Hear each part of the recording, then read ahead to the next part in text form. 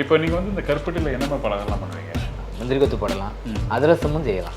அப்படியா? ஆமா, கருப்பட்டியில் அதிரசம் செஞ்சா சூப்பரா இருக்கும், நல்ல மனமா இருக்கும். சாப்பிட்டது இல்லையே? சாப்பிட்டது இல்லை. வெள்ளம் வச்சா பண்ணுவீங்க? கிராமத்து சைடுலலாம் செய்வாங்க. வேற என்னெல்லாம் பண்ணுவீங்க கருப்பட்டி வச்சு? அச்சு முறுக்கு. அச்சு முறுக்கு பண்ண முடியுமா? அச்சு முறுக்கு கருப்பட்டியில் பண்ண முடியும்? கருப்பட்டி பாகு எடுத்து அந்த அரிசி மாவுல கலந்து அழகா ஆட் பண்ணுவேன். அந்த கருப்பட்டி வச்சு பண்ற பலகாரங்கள் ஏகப்பட்ட விஷயங்கள் இருக்குன்னு நினைக்கிறேன். அப்போ உங்களை வச்சு ஒரு சீரீஸை போலாம் நினைக்கிறேன். சொல்லி தரீங்களா எங்களுக்கு? சொல்லி தரேன். வணக்கம், நான் உங்கள் Shabdina. Welcome back to Shabdina's kitchen. இன்னைக்கு நம்ம எங்கே வந்துருக்கோம்னா திருநெல்வேலி.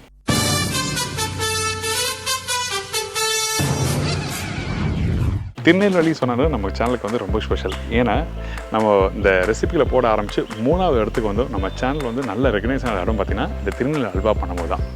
ஏன்னா அந்தளவுக்கு ஒரு ஸ்பெஷலான ஒரு இடம் தான் திருநெல்வேலி. அது எனக்கு ரொம்ப ஸ்பெஷல். ஸோ அந்த மாதிரி இன்றைக்கி பார்க்க போகிற ரெசிபி எனக்குன்னா இந்த முந்திரி கொத்து. திருநெல்வேலியை பொறுத்தீங்கன்னா முந்திரி கொத்து ஃபேமஸ்ஸு. அது மிச்ச ஊரில் கிடைக்குமாங்கிறது எனக்கு அவ்வளோ கான்ஃபிடென்ட்டாக தெரில. பட் நீங்கள் எல்லாருமே உங்கள் வீட்டில் இதை ட்ரை பண்ணி பார்க்கலாம். ஒரு வித்தியாசமாக இருக்கும். 3 இதை ஒன்றா பிடிச்சி அதை அப்படி ஃப்ரை பண்ணி எடுத்துருப்பாங்க. இந்த கொத்துனா என்ன அர்த்தம்? 3 இது சேர்ந்தது தான் ஒரு கொத்து. கொத்து. ஓகே, முந்திரி கொத்து. முந்திரி கொத்துங்கிறது. ஸோ இந்த முந்திரி கொத்து வந்து மேரேஜ் ஃபங்க்ஷன்லாம் போகும்போது கொடுப்பாங்க, மறுவீட்டுக்கு கொடுப்பாங்க. மறுவீட்டுக்கா? ஆமாம், இங்கே திருநெல்வேலியை பொறுத்தளவு கொடுப்பாங்க. சரி. ஆமாம், முறுக்கு, லட்டு, முந்திரி கொத்து.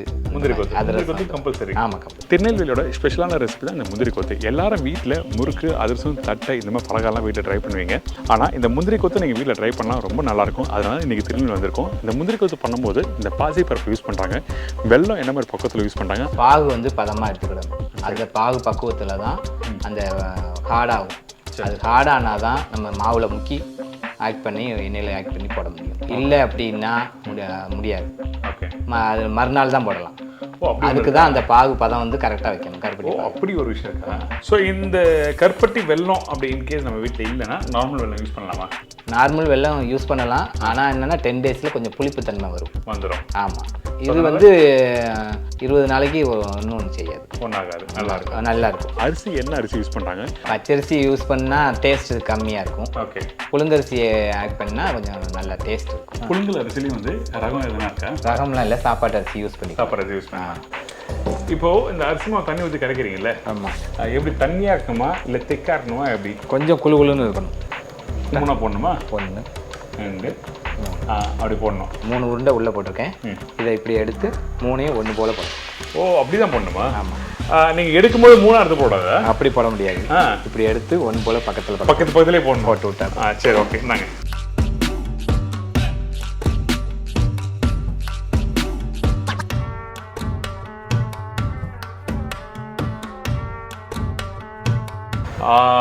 சேர்ந்து வந்துருக்கு பார்த்தீங்களா? இந்த மாதிரி தான் இருக்குமா? ஆமாம். சூப்பர்ண்ணா.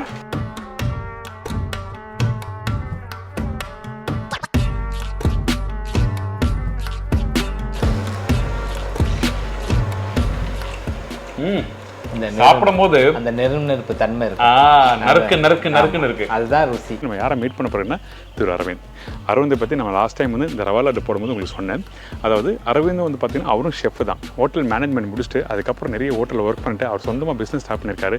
இந்த மாதிரி ரெசிபிகளை எப்படி ரெடி பண்ணிட்டு சொல்லிட்டு நம்மளும் காமிக்கலாம் அப்படின்னு சொல்லிட்டு தான் நம்மளை கூப்பிட்டுருக்காரு. அது மட்டும் இல்லாமல் இந்த ரெசிபி நம்மளுக்கு யார் சொல்லி தர போகிறாங்க? ஸோ அந்த ரெசிபி நம்மளோட மாஸ்டர் ஸ்ரீனிவாசன் சொல்லி கொடுப்பாப்புல. நீங்கள் அதை பார்த்து உங்கள் வீட்டிலையும் இந்த புது விதமான ஸ்வீட்டை நீங்கள் செஞ்சு பாருங்கள். வணக்கண்ணே. வணக்கம். எப்படி இருக்கீங்க? நல்லா இருக்கேண்ணே. நல்லா இருக்கீங்களா? சூப்பர். நான் வந்து லாஸ்ட்டாக ரவா லட்டு எப்படி பண்ணுறதுன்னு சொல்லிட்டு தெளிவாக சொல்லி கொடுத்தீங்க. இன்னைக்கு முந்திரி கொத்தை பற்றி பேசுகிறேன். பண்ண ஆரம்பிக்கலாமா? எனக்கு அதுக்கு முன்னாடி இந்த ரெசிபிக்கு தேவையான பொருட்கள் சொல்கிறீங்களா? பாசிப்பயிறு 1 கிலோ, புழுங்கரிசி 1/2 கிலோ, பச்சரிசி மாவு 1/2 கிலோ, கருப்பட்டி 1/2 கிலோ, எள்ளு கொஞ்சோண்டு, தேங்காய் 1/2 மூடி, ஏலக்காய் கொஞ்சம், நெய் கொஞ்சம், உப்பு சிறிதளவு, அது சோடாப்பு தேவைப்பட்டால் சோடா போட்டுக்கணும். எண்ணெய் வந்து தேவையான அளவு மட்டும். ஸோ இதுதான் அந்த ரெசிபி தேவையான பொருட்கள். பச்சைப்பயிறு 1 கிலோனா புழுங்கரிசி வந்து 1/2 கிலோவா? 1/2 கிலோ. ஓகே. ஆமாம். இப்போ ஆரம்பிச்சலாமா? என்ன பண்ண போகிறோம் ஃபர்ஸ்ட்டு? இப்போ பாசிப்பயிறு வறுக்கணும். ஓகே. எப்படி இந்த பாசிப்பயிறு அரிசி எல்லாம் ஒன்றா போட்டு வறுக்கணும்? தனித்தனியாக வறுக்கணும். தனித்தனியாக. என்ன காரணம் தனித்தனியாக வறுக்கிறதுக்கு? தனித்தனியாக வறுத்து அதுக்கப்புறம் ஒன்றா ஆட் பண்ணால் தான் அந்த மனம் இருக்கும். ஓகே. ஏன்னா வந்து பாசிப்பயிறு வந்து கொஞ்சம் லேட்டாக வறுபடும், அரிசி வந்து சீக்கிரத்தில் பொரிஞ்சிடும். அதான் ஒன்று. அந்த பச்சைப்பயிறு ஈரத்தன்மை இருக்கும். ஆமாம், அதனால தான் தனித்தனியாக வறுக்கணும் சொல்கிறேங்க. ஓகே, நல்ல விஷயம். இந்தாங்க.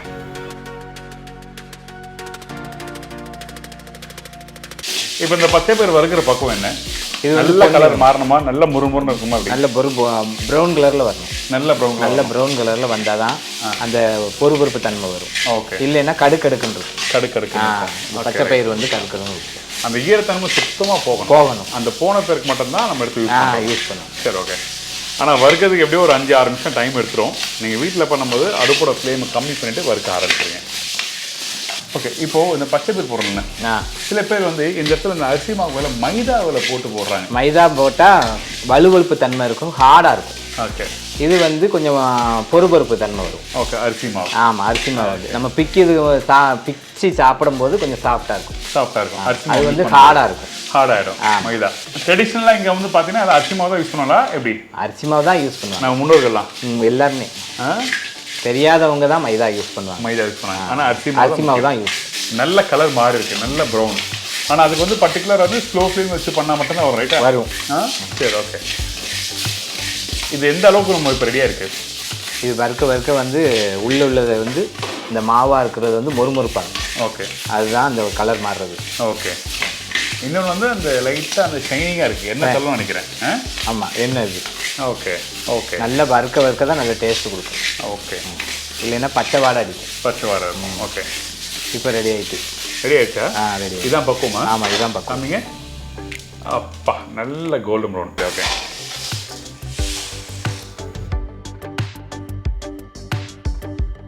புழுங்கல் அரிசிலையும் வந்து ரகம் எதுனா இருக்கா? ரகம்லாம் இல்லை, சாப்பாட்டு அரிசி யூஸ் பண்ணி. சாப்பாடு அரிசி யூஸ் பண்ணலாம்.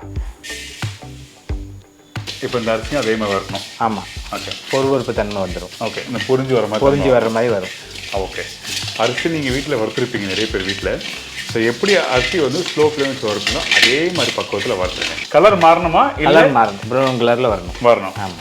எப்படி நம்ம பச்சை பயிர் வறுத்தோமோ அதே மாதிரி நம்ம வறுக்க போகிறோம். வீட்டில் வந்து சும்மா இருக்கிற டைமில் அம்மாலாம் வந்து பார்த்தீங்கன்னா இந்த அரிசியை வறுத்து அந்த ஸ்நாக்ஸ்லாம் தருவாங்க. நான் ஃபஸ்ட்டே சொன்ன மாதிரி. ஆமாம். ஸோ அந்த மாதிரி பக்குவத்தில் ஜீனி நெய்லாம் ஆட் பண்ணி சாப்பிட்டா நல்லாயிருக்கும். எப்படின்னா அரிசியை வறுத்து திருச்சி ஏலக்காய் ஜீனி எல்லாம் போட்டு நெய்லாம் விட்டு வரைக்கி சாப்பிட்டா நல்லா சூப்பராக இருக்கும். அப்படி பவுடர் பண்ணுமா? பவுடர் பண்ணி அப்படி சாப்பிடணும். அப்படியா? ஸ்பூன் போட்டு சாப்பிடலாம். சூப்பராக இருக்கும் டேஸ்ட். நல்ல விஷயம். இது நான் சாப்பிட்டதில்லை. அப்படியா? இப்போ நார்மலாக வீட்டில் பண்ணி வச்சிருப்பானா எப்படி? இது நார்மலாக வேணா பண்ணிக்கலாம். இப்போ என் குழந்தைகளுக்குலாம் அப்படி தான் செஞ்சு கொடுக்க வாரம். அப்படியாண்ணே? நல்லது. இப்போ இந்த அரிசி ரெடி ஆகட்டும். அதுக்கப்புறம் நம்ம பார்க்கலாம் என்ன மாதிரி பக்குவத்தில் வந்து அண்ணன் கரெக்டாக வறுத்து தட்டில் மாற்ற சொல்லி பார்க்கலாம். இப்போ பாருங்க, நல்ல ப்ரௌன் கலரில் வந்துடுச்சு. நல்ல பொறுப்பு தன்மை வந்துட்டு. ஓகே. நல்ல பொறுப்பு நல்லா ஆக்டிவ் ஆகிடுச்சு. ரெடி ஆகிடுச்சு. சரி, ஓகே. இப்போ இதை வந்து அந்த பச்சை பயிர் கூட தட்டிட வேண்டும். மாற்றிடலாமா?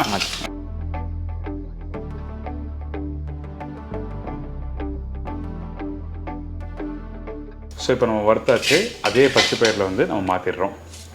எனக்கு இப்போ தான் புரியுது அந்த வலை மாதிரி வச்சு பண்ணுறது ஈஸியாக இருக்குது எடுக்கிறதுக்கு. டக்குன்னு பண்ணிடலாம். சாப்பிட்டு போகலாமா? சாப்பிட்டு பாருங்க. சூடாக இருக்குது. ஆனால் எனக்கு ரொம்ப ஆசை இதெல்லாம் வறுத்து சாப்பிட்றது. அப்பா, சூப்பராக இருக்கும். முறுமுறுன்னு இருக்குது. சாப்பிட்டே இருக்கலாம். டேஸ்ட் நல்லா இருக்கும். நைஸ். கொஞ்சம் மிளகாத்தூள் உப்பு போட்டால் ரொம்ப நல்லா இருக்கும். நைஸ். அடுத்தது என்ன? அடுத்தால நெக்ஸ்ட் வந்து இது தேங்காய். சரி, ஓகே. நெய் விட்டு வறுக்கணும். நெய் சிறிதளவு. ஓகே. அந்த வறுக்கிறதுக்கு தேவையான. ஆமாம். இல்லை தேங்காய் வறுக்க முடியாது, ரொம்ப நேரம் டைம் எடுக்கும். ஸோ அதனால் கொஞ்சமாக நெய் போட்டு நெய் போட்டு எப்படி இதுவும் கலர் நல்லா மாறணுமா? இது ப்ரௌன் கலரில் வந்துடும். ஒரு நிமிஷத்தில் வந்துடும். ஸோ அந்த அளவுக்கு நெய் தேவை. ஆமாம். ஒரு குறைஞ்சபட்சம் ஒரு குளிக்கிற அளவுக்கு நெய். அவ்வளோதான். கொஞ்சம் சிறிதளவு ஊற்றினா போதும். நல்லா ப்ரௌன் ஆகிடுச்சு. ஆமாம். போதுமா? போதும். இந்த அளவுக்கு ரெடியாக பாருங்க. இந்த அளவுக்கு ரெடி ஆகணும். ஆமாம், இந்த அளவுக்கு ரெடி ஆகும். சரி, ஓகே. அப்பா, இந்த தேங்காய் நெய்யில் வறுத்தாலே நல்ல மணமாக இருக்கும். சூப்பரான வாசனை. இப்போ கொஞ்சம் எள்ளு ஆட் பண்ணணும். ஓகே. எதில் ஆட் பண்ணணும்? இதில் வறுக்கணும் கொஞ்சம். அப்படி சொல்லுங்க. ஆட் பண்ணால் நேராக போட்டலாமான்னு தெரியல எனக்கு. ஓகே. எள்ளும் வறுத்து தான் யூஸ் பண்ணலாம். எள்ளு வறுத்து யூஸ் பண்ணலாம், அப்படின்னா தான் மனம் இருக்கும். சரி. இந்த இடத்துல அந்த வெள்ளை எள்ளு வறுத்து யூஸ் பண்ணலாமா? வெள்ளை எள்ளு யூஸ் பண்ணக்கூடாது. என்ன காரணம்? அது வந்து பார்வை இருக்காது வெள்ளை எள்ளு வந்து. அதனால நாங்கள் கருப்பு தான் யூஸ் பண்ணால் அது ஒரு டேஸ்ட்டு. வெள்ளை எள்ளு வந்து டேஸ்ட் இருக்காது. ஓகே. அதனால தான் வந்து கருப்பு எள்ளு யூஸ் பண்ணுறோம். சரி, ஓகே. அந்த எள்ளு வந்து நல்லா பொரிஞ்சு வருது. ரெடி ஆயிடுச்சுன்னு நினைக்கிறேன். போதுமா? போதும். சரி, ஓகே. ஸ்லோ ஃப்ளேமில் வறுத்துருங்க. அந்த இப்போ எள்ளுடைய வாசனை நல்லா இருக்கும். இன்னொன்று அந்த கருப்பு கடாயில் போடும்போது அந்த எள்ளு சரியா தெரியல. நீங்கள் வீட்டில் போது ஒரு சின்ன ஒரு சட்டி கொஞ்சம் கலர் மாறின மாதிரி கருப்பு எள்ளு வறுக்கிறதுக்கு நல்லா இருக்கும். ஒயிட் சட்டி இருந்ததுன்னா கொஞ்சம் நல்லா இருக்கும். அடுத்ததுன்னா இப்போ கருப்பட்டி ஆட் பண்ணணும். சரி ஓகே. இப்போ இந்த கருப்பட்டி காய்ச்ச போகிறோம். கருப்பட்டி இப்போ காய்ச்ச போகிறோம். 2 லிட்டர் தண்ணி ஊற்றி காய்ச்ச போகிறோம். அதாவது எத்தனை கிலோ? 1.5 கிலோ கருப்பட்டிக்கு 2 லிட்டர் தண்ணி. ஸோ இதுக்கும் மெஷர்மெண்ட் இருக்கு. ஆமாம். சரி ஓகே.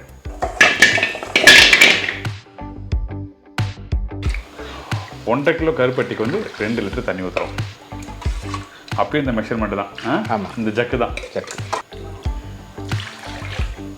ஓகே. இந்த கருப்பட்டி வந்து உடம்புக்கு நல்லது சொல்லுவாங்க. இது வந்து இங்கெல்லாம் கூட கிடையாது, உடம்புடியில் தான் நல்லாயிருக்கும் ஃபேமஸ். உடம்புக்கு எங்கள் வீட்டில் எல்லாருமே கருப்பட்டி தான் யூஸ் பண்ணுவாங்க. எங்கள் அம்மா காலத்துலேருந்தே அப்படி அம்மா காலத்துலேருந்தே கருப்பட்டி தான் உடம்புக்கு நல்லதுன்னு சொல்லுவாங்க. ஆனால் இன்னைக்கு வந்து அந்த ஒயிட் சுகர் யூஸ் பண்ணுறது போல கருப்பட்டி யூஸ் பண்ணால் சாப்பிட்றது ரொம்ப நல்லது. ஏன்னா அதில் வந்து கருப்பட்டியில் சுண்ணாம்பு சத்து இருக்குன்னு நான் சொல்லுவாங்க. ஓகே, நல்ல விஷயம். இப்போது இது வந்து என்ன மாதிரி பக்குவத்தில் வந்து ரெடி பண்ண போகிறோம்? பண்ண மாதிரி அந்த பதம், அந்த ஒரு கம்பி பதம். ஆமாம். சரி ஓகே. இப்போ இந்த நார் இருக்குல்ல, இந்த நார் வந்து பாகு காஞ்சி பதம் வந்தோடனே வடிகட்டி இருத்து வச்சிருக்கோம். ஓகே. அதுக்கப்புறம் தான் நம்ம யூஸ் பண்ணுவோம். ஓகே. ஏன்னா அந்த கருப்பட்டி உள்ளே இருக்க மண் இதெல்லாம் வரும், அதெல்லாம் எல்லாமே தாந்துடும். சரி ஓகே.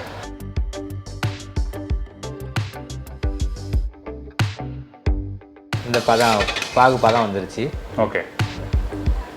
அந்த பிசுபிசு தன்மை இருக்குது. அந்த பிசுபிசு தன்மை மட்டும்தான். Okay okay.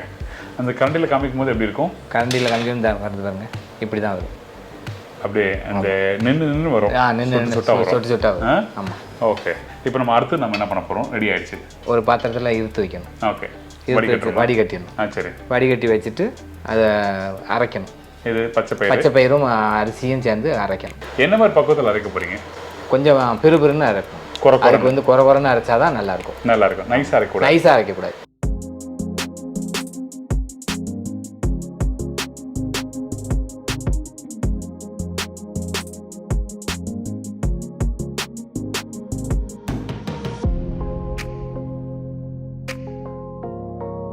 இப்போ பாருங்க, பிறுபிறுன்னு அரைச்சாச்சு. ஓகே. இந்த மாதிரி குறைன்னு அரைச்சி வச்சிருக்கேன். ஓகே. இது கூட எள்ளு போடணும், தேங்காய் போடணும், ஏலக்காய் போடணும். இன்னொன்று வந்து இந்த மாதிரி அரைச்சி முடிச்சு போய் கஞ்சி கூட சாப்பிடலாம் போகுது. ஆமாம். நீங்கள் வீட்டில் ட்ரை பண்ணி பாருங்க. வேணாம். ஆமாம். உப்பு கொஞ்சம் அரிசி கூட போட்டு கஞ்சி போட்டு மாதிரி சாப்பிட்டு உப்பு கஞ்சியும் போடலாம், கருப்பட்டி வெல்லம் போட்டு குடிக்கலாம். கூழ் மாதிரி குடிக்கலாம். ஏன்னா இது நம்ம இப்படி கையில் எடுக்கும்போது நல்ல வாசனை வருது. வாசனை சூப்பர்ண்ணா.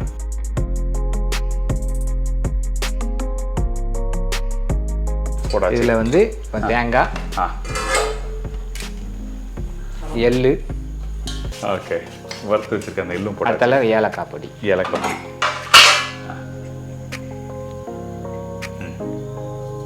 நல்லா நிறைய போடுறோம்.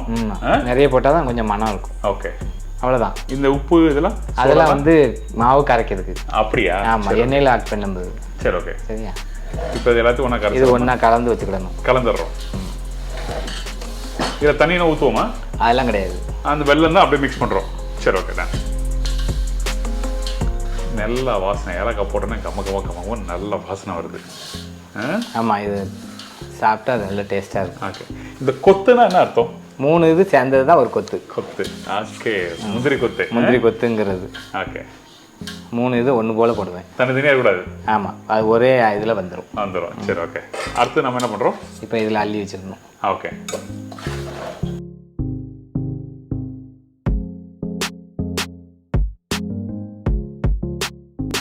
இப்போ கருப்பட்டி பாகு அதில் ஊற்றணுமா? இப்போ எப்படி நம்ம பாதி எடுத்துட்டோம், பாதி எடுத்து வச்சுட்டோம், ஊற்றணுமா? இல்லை, கொஞ்சம் கொஞ்சமாக. ஆமாம், கொஞ்சம் கொஞ்சமாக தான். இது வந்து சீக்கிரத்தில் செட் ஆயிரும். ஓகே. சுட பிடிக்கணும். அப்படியா? ஆமாம், இது வந்து. சரி ஓகே. அதனால இது வந்து கொஞ்சம் கொஞ்சமாக தான் ஆக்ட் பண்ணணும். ஊற்றுவா? ஊற்றுங்க. ஓகே. ஸோ அப்படியா விஷயம்? ஆமாம். ஓகே. வடிகட்டி வச்சிருக்க ஆமாம் இந்த கருப்பட்டியை வந்து இதில் ஊற்றுறோம்.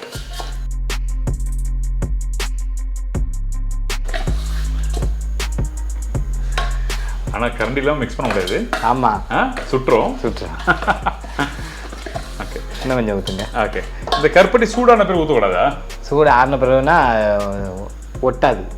ஆமாம், கொஞ்சம் லைட்டாக சூடு பண்ணிடணும். ஆமாம். சரி ஓகே. இப்போ சேர்ந்து வருது ஒன்றோட ஒன்று. ஆமாம். ஓகே. நெய்யில் வேண்டாம் இடத்துல? நெய் வேண்டாம். கொஞ்சம் கொஞ்சமாக போட்டு மிக்ஸ் பண்ணுறாங்க தேவையான. ஆமாம், போதும். போதும்ல? அந்த ரவை லட்டு மிக்ஸ் பண்ண மாதிரியே. ஆமாம். ஓகே, அவ்வளோதாங்க. அவ்வளோதான். ஓகே. இப்போ இது மாதிரி கெட்டியாக பிடிச்சி சரியாயிடும். ஆமாம், கெட்டியாக உருண்டையாக பிடிச்சி. ஓகே. எப்படி பிடிக்கிறீங்க காமிங்க? ரவா லட்டு பிடிக்க மாதிரி தான். அப்படியே தான். அப்படியே தான். சரி, ஓகே. இதுக்கப்புறம் தான் அந்த அரிசி மாவு ரெடி பண்ணிட்டு அதில் போட்டு அப்படியே ஃப்ரை பண்ணுவீங்க மாவில் போட்டு.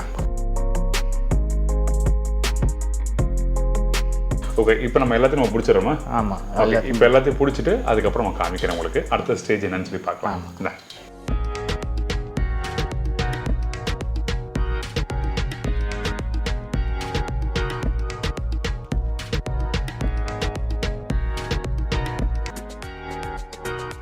இப்போ உருட்டி வச்சாச்சு. ஓகே. அடுத்தால பச்சரிசி மாவு போட்டு கரைச்சி மாவு மாதிரி கரைச்சி வச்சுக்கிடணும். எண்ணெயில் போட்டு எடுத்துடணும். எல்லாமே பாருங்க ஒரே ஈவன் சைஸாக பண்ணி வச்சுக்காரு. இன்னும் நல்லா கெட்டி ஆயிடுச்சு. ஆமாம், கல் மாதிரி ஆயிரும். கல் மாதிரி ஆயிரும். நாளைக்கு போட்டோம்னா நல்லா சூப்பராக இருக்கும். இன்னும் சூப்பராக இருக்கும். ஆமாம். சரி, ஓகே. ஆனால் வீட்டில் பண்ணுறவங்க கொஞ்சம் டைம் விட்டு பண்ணலாம். இன்னும் நல்லா இருக்கும். ஆமாம். ஏன்னா அந்த கருப்பட்டி வந்து இருக்க தான் ரொம்ப நல்லா இருக்கும். நல்லா இருக்கும். ஸோ ட்ரை பண்ணி பாருங்க. இந்தாங்க அரிசி மாவு.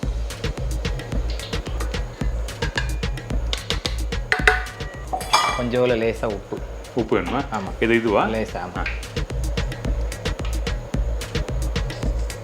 சரி, ஓகே. லேசாக சோடாவா? ஆமாம். இப்போ தண்ணி விட்டு கரைக்க வேண்டிய. எவ்வளோ ஒன்று தண்ணி? கொஞ்சம் ஊற்று. போதுமா? போதும். ஓகே. இப்போ இந்த அரிசி மாவு தண்ணி ஊற்றி கரைக்கிறீங்கல்ல? ஆமாம். எப்படி தண்ணியாக்கணுமா இல்லை திக்காக்கணுமா? எப்படி? கொஞ்சம் குழுன்னு இருக்கணும். குழுன்னு இருக்கணும். ஓகே. அதாவது கொஞ்சம் அந்த திக்கான டெக்ஸ்சர் இருக்கணும். ஓகே. தண்ணி ஊற்றுவானோ? ஆமாம். போதுமா? போதும். ஓகே.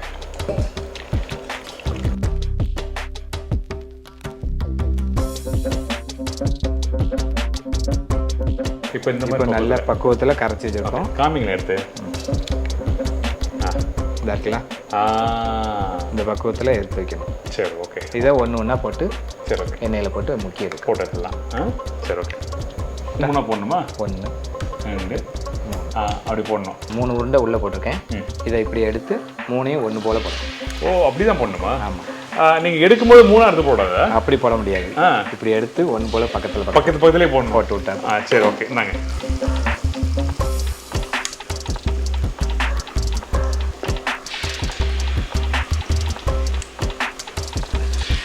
ஒட்டி போடணும்.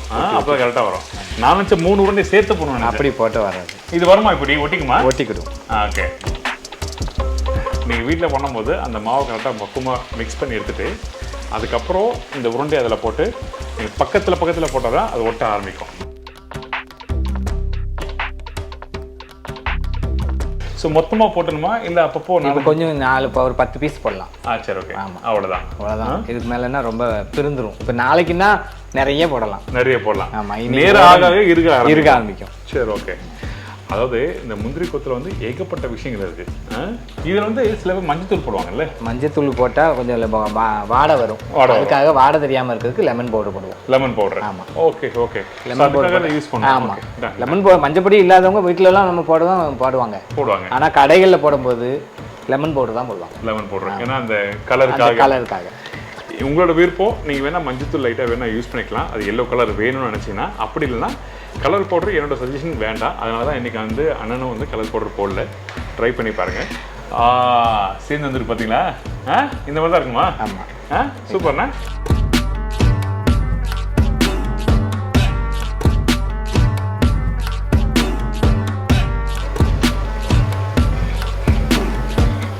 அப்பா, ஓகே. இந்த மாதிரி கொத்தா வருது. அவ்வளோதான், ரெடி. சரி, நீங்கள் எல்லாத்தையும் ஃப்ரை பண்ணுங்கள். நான் சைடில் அப்படியே சாப்பிட்றேன். ரொம்ப நேரம் வெயிட் பண்ணுறேன். ஏன்னா இது ப்ராசஸ் கொஞ்சம் பெருசாக இருந்தாலும் வந்து ஆனால் நிதானமாக அழகாக சொல்லி கொடுத்துருக்கீங்க. தேங்க்யூண்ணா. இங்கே பாருங்கள்.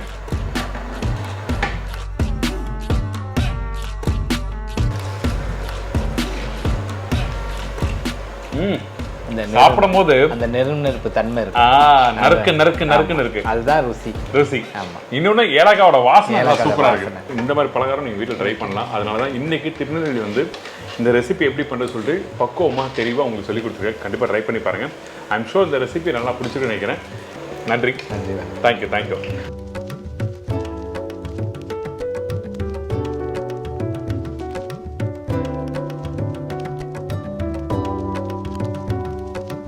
அரவிந்த். தேங்க்யூ. இன்றைக்கி வந்து இந்த முந்திரி கொத்து வந்து அண்ணன் வந்து அழகாக நிஜமாக சொல்லி கொடுத்தாரு. முந்திரி கொத்து நானும் பண்ணியிருக்கேன். ஆனால் அதோட நுணுக்கங்களை எப்படி பண்ணணும்னு சொல்லிட்டு இன்னும் விளக்கமாக சொன்னார். ரொம்ப ரொம்ப நன்றி. நம்ம எப்போ போல் நம்பர் தரலாமா? கட்டாயமா. இது திருநெல்வேலியிலே கிடைக்கக்கூடிய ஒரு யூனிக்கான டிஷ்ஷு. இது நீங்கள் எல்லாம் ட்ரை பண்ணி பார்க்கணுங்கிறது எங்களோட ஆசை. அதனால தான் ஷெஃப்பை இன்வைட் பண்ணி அந்த ரெசிபியை உங்களுக்கு கற்றுக் கொடுத்துருக்கோம். அது செய்ய முடியாதுன்னு நினச்சவங்க எங்களுக்கு ஆர்டர் பண்ணுங்கள். கட்டாயமாக உங்கள் வீடுகளுக்கு நாங்கள் டெலிவரி பண்ணி கொடுப்போம். ஸோ என்னோடய கடை பேர் பார்த்தீங்கன்னா Amro bakery and sweets. So number வந்து 8939695885. ஸோ இந்த நம்பர் காண்டாக்ட் பண்ணுங்கள். கட்டாயமாக ரெஸ்பான்ஸ் பண்ணுறோம். ஸோ உங்களுக்கு தேவையான அனைத்து பொருட்களும் செஞ்சு கொடுக்குறோம். இது மட்டும் இல்லை, எல்லா பலகாரம் வச்சுருக்கேன். கண்டிப்பாக காண்டாக்ட் பண்ணுங்கள். நன்றி. தேங்க்யூ.